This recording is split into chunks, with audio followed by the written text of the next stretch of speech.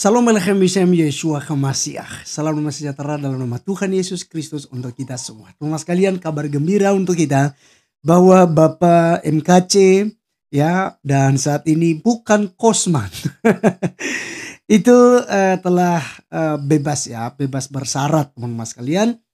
Dan kita lihat sukacita, kemuliaan, dan tentu teman-teman sekalian, seluruh kekristenan yang melihat peristiwa tentang kasus Muhammad KC ini akan bersukacita, akan bergembira terhadap Bapak Muhammad KC. Ada hal yang penting yang kita mau sampaikan di sini dari kesaksiannya, nanti kita saksikan bersama bahwa sebenarnya Bapak Muhammad KC ya itu dipenjara bukan karena menista agama Islam, tetapi itu dikenai undang-undang ITE.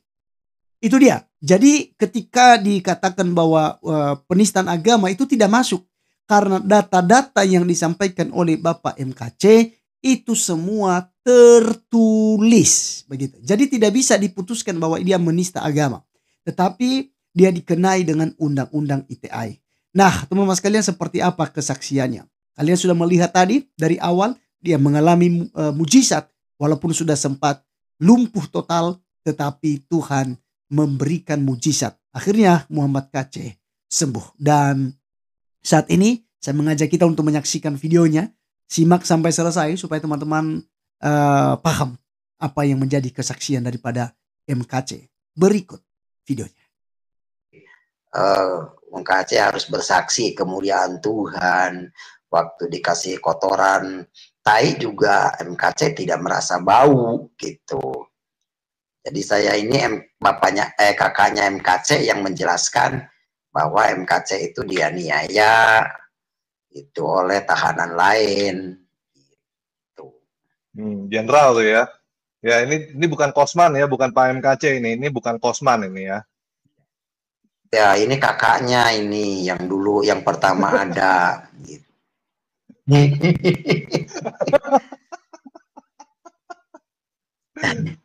Ini kakaknya.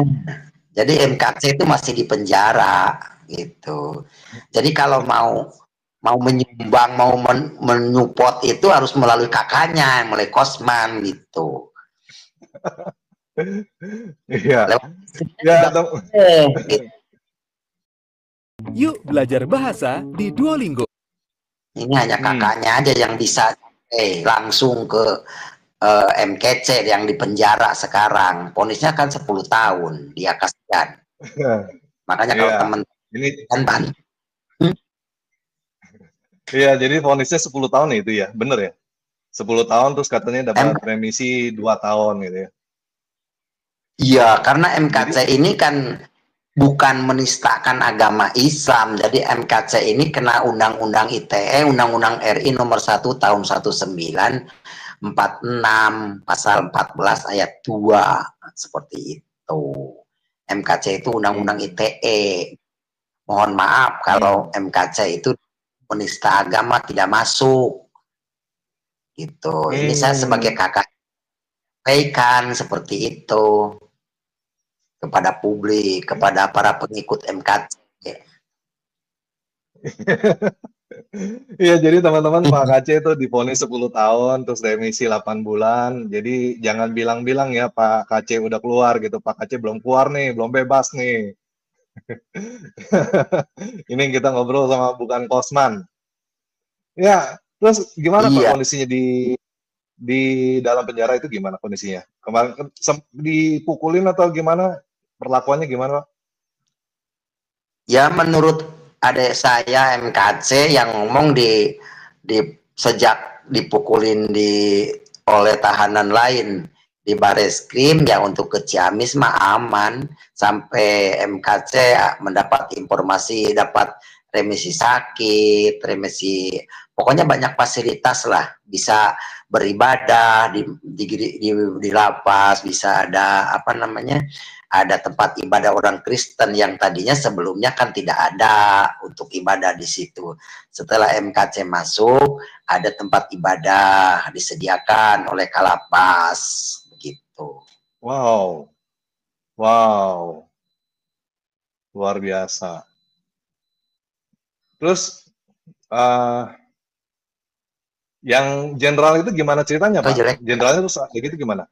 Jenderalnya lepas begitu aja atau kena hukuman dia? Menurut MKC sih jenderalnya kena hukuman tapi ringan karena MKC pernah pelukan dengan si jenderal itu kayak teletabis gitu, berpelukan.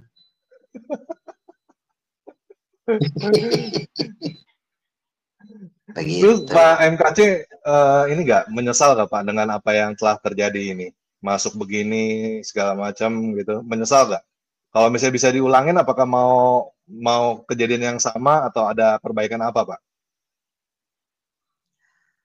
Menurut MKC sih tidak menyesal sih kejadian seperti itu bisa terjadi dan mungkin MKC kedepannya akan lebih baik lagi katanya sih seperti itu yang disampaikan ke saya.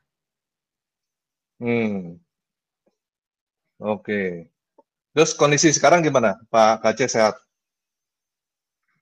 Nah, saya juga belum ketemu dengan Pak KC ini. Katanya pergi dari rumahnya. Itu entah kemana perginya. Jadi saya belum dapat kabar.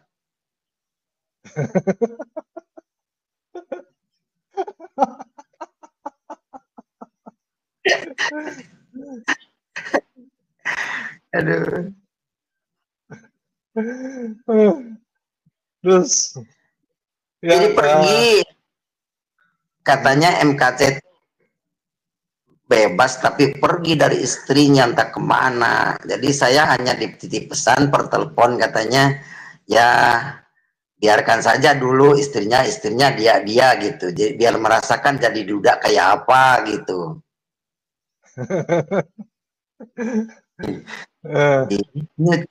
Sendiri masak sendiri makan aku sendiri tidur pun sendiri. Nah itu kata Caca Handika kan seperti itu. Waduh, kita kena copyright nih.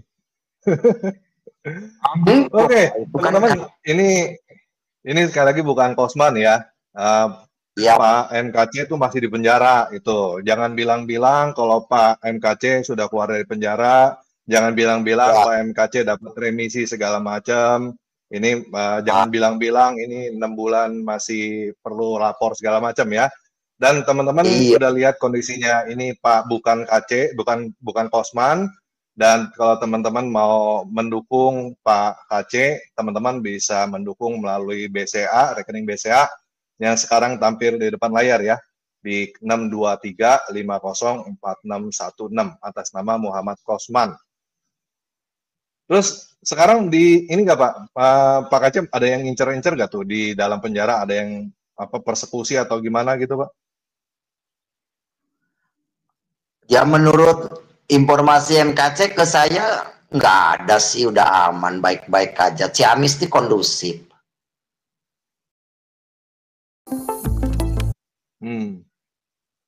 Karena dimonitor dari atas gitu. Dimonitor? Iya, dimonitor. Kadang-kadang katanya MKC suka zoom dengan Pak Dirjen begitu. Jadi pihak lapas pun ada atensi lah untuk MKC. Sakit pun buru-buru diobatin gitu. Jadi banyak fasilitas lah buat MKC selama di penjara. Itu yang saya dengar gitu. Makanya saya sampaikan, saya selaku kakaknya ya harus menyampaikan ke pengikut-pengikut MKC gitu. Terus mujizat apa aja nih Pak yang didapat Pak di dalam itu, di dalam hotel itu?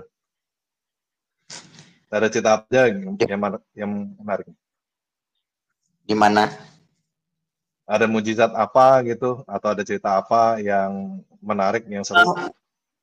Menurut MKC menyampaikan ke saya bahwa kata MKC itu udah pernah mengalami kelumpuhan, nggak bisa jalan, perutnya buncit, tapi Tuhan Yesus sembuhkan itu dari sakitnya, buncitnya, kurusnya dipulihkan kembali. Itu kata MKC ke saya. Seperti itu. Jadi hanya saya yang sering nengok, tiap hari nengok di dalamnya, di penjaranya sudah. Saya sering mengunjungi ke sana. Baik telepon, baik datang. MKC suka telepon ke saya lewat wartel, kan ada wartel tuh disediakan oleh Kalapas Ciamis. Baik-baik tuh petugas Lapas Ciamis itu kepada MKC itu. MKC itu sering berbagi makanan gitu, baik dia orangnya MKC itu. Jadi disembuhkan dari sakitnya, lumpuhnya, mengalami lumpuh MKC itu. Ada mujizat Tuhan disembuhkan.